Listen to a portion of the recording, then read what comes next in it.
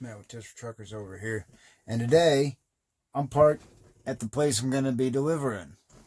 And I'm going to explain to you why you should be too. So, basically, I think this is pretty self-explanatory. I just wanted to emphasize that as much as you can, try and park overnight at your customer. You won't have to start your clock, first of all. And I know you guys like stopping at truck stops and getting a shower and everything. Well, eat before you get to the customer or cook something in your truck. Spend the night at the customer. It's going to save you, at least 2 hours every day that you can do it. And I calculated it. It's probably saving me, well over, probably close to 1,000 hours, I figure, a year. And so, several $1,000 easily. I'm making more every year just because I park at customers overnight as much as I can, instead of just parking at truck stops. If it's like a 2-day run, I'll park at a truck stop or whatever, But for the most part, anytime I can, I'll park at a customer. And here's the big thing. What you got to do, you got to call them ahead of time. You got to ask for directions. And yes, do you have enough room for me to park there overnight?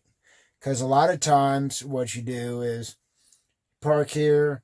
Sometimes they get mad about that.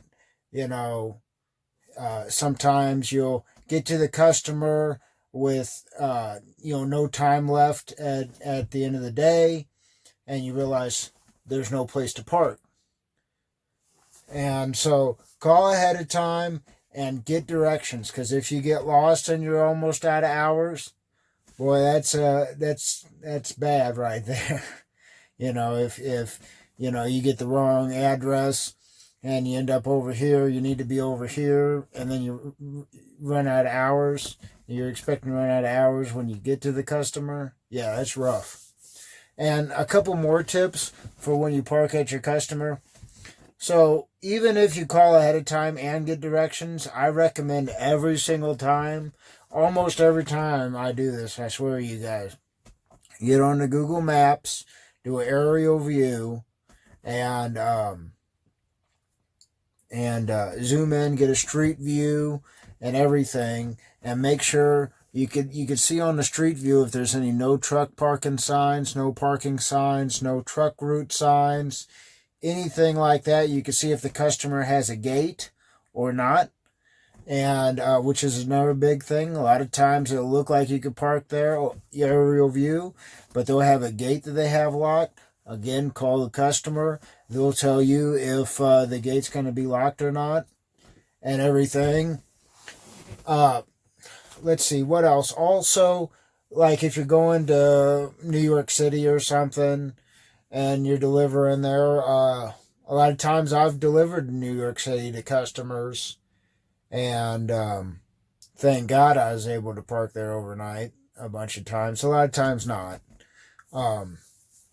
But another thing you got to take into consideration is parking spaces. On Google Maps, does it look like there's a lot of cars parked over there? If it's a residential area, people are going to park on the streets at night. And if it's a industrial area, or downtown, people are going to park on the streets during the day. So that's common sense, but I feel like I should mention it in this video so you guys know. And I have made all these mistakes, all the above I have made, and I don't want you to make them. But that's all I could think of for now. This video is about parking at your customer. Hope that helps you. Park at your customers, and have a great day. It's Matt with Tips for Truckers.